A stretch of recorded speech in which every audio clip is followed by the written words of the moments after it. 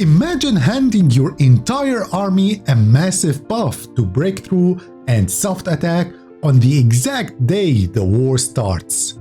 And I am talking about getting every single infantry, tank, or any other division buffed immediately. And you don't have to wait years to research down a tree, nor to burn hundreds of army XP. Just devastating stats instantly applied right when you need them most. Because yes, that is the actual reality of the doctrine meta, but only if you know which path to pick.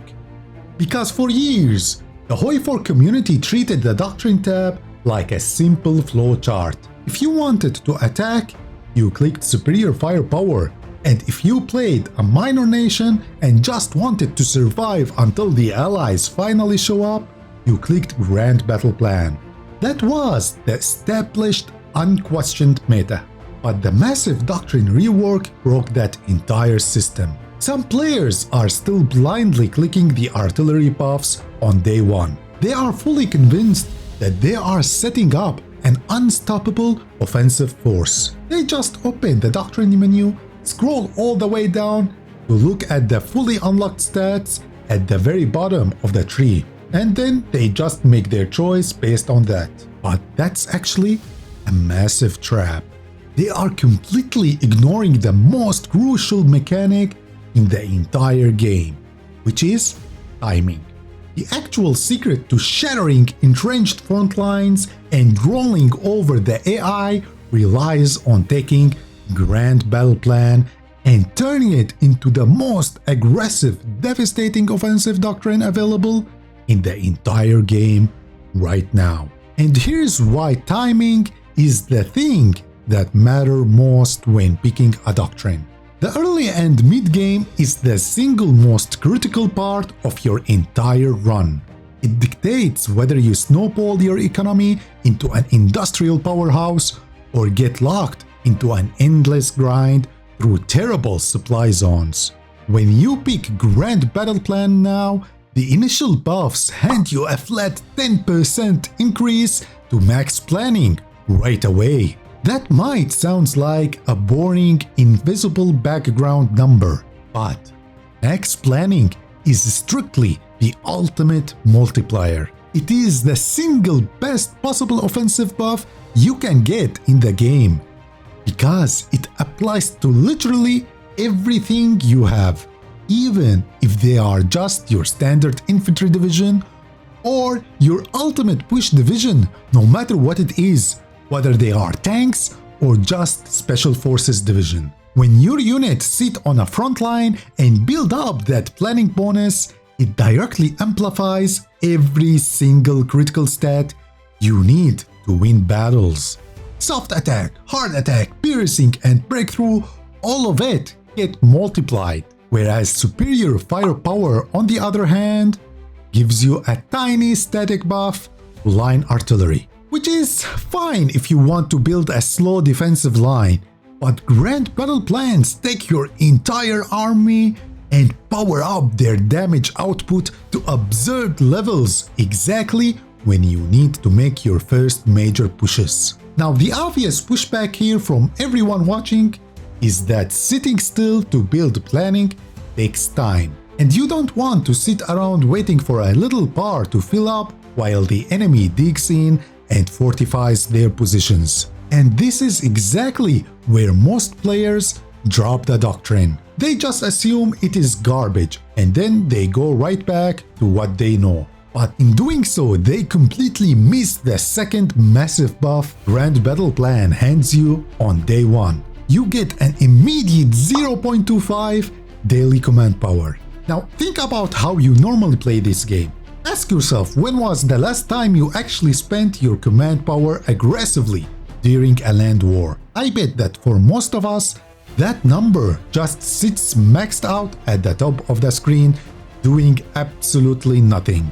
Maybe you use it to promote a general or a field marshal, and that's it. But under Grand Battleplan, command power becomes your speed button.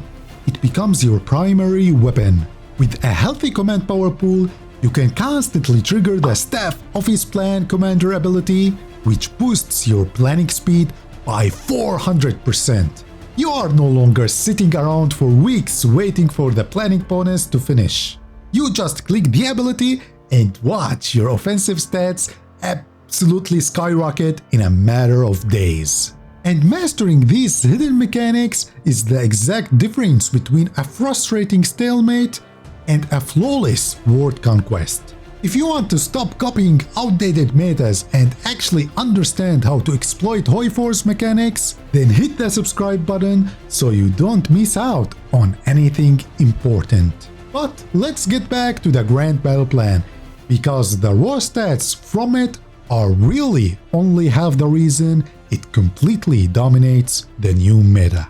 And the other half is the insane synergy you get when you start stacking sub-doctrines and army spirits. Once you lock in Grand Battle Plan, you get to pair it with the Grand Assault Operations sub-doctrine.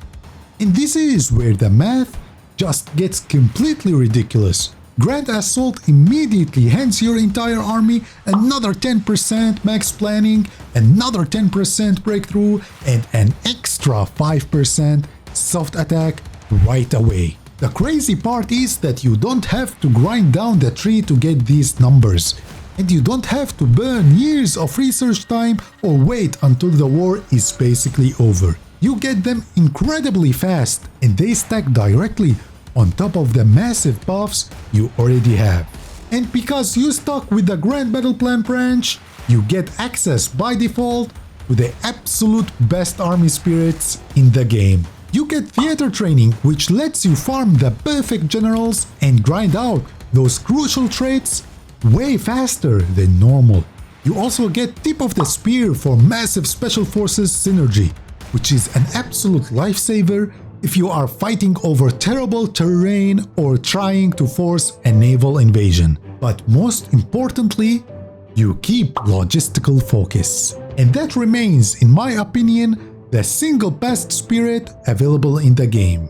Because keeping your supply lines running smoothly is actually what wins you war. And having that spirit applied is a massive advantage. And let's say you want to push heavy or medium tanks. You don't even need to sacrifice the best tactics. You can unlock breakthrough tactic just by completing the armor sub-doctrine. And look, I know exactly what some of you guys are screaming at the screen right now. You are probably right now saying that building planning is totally useless because enemy spy networks or random naval invasions just ruin the bonus instantly. And honestly, you are right. Spy networks are incredibly annoying, and naval invasions dragging your units around will absolutely strip your planning bonuses. It happens all the time, but when you look at the raw offensive potential, nothing on the board comes close to a fully planned Grand Battle Plan attack. Even if you lose the bonus halfway through the push, the initial shock damage is enough to completely shatter their organization and keep them retreating. You simply break the line so hard in the first 3 days that the lost planning bonus doesn't even matter. And right now, you might ask about Germany, because everyone knows mobile warfare is basically built from the ground up for Germany. And that is true. Mobile warfare is fantastic for a speed-oriented armored build, and Germany uses it perfectly. But don't assume it is the only way to play them anymore. Even for a major powerhouse like Germany, grabbing the raw stats from extra max planning often creates a way more valuable early game than just stacking division speed, especially in competitive multiplayer lobbies where breaking the enemy front line is a massive accomplishment.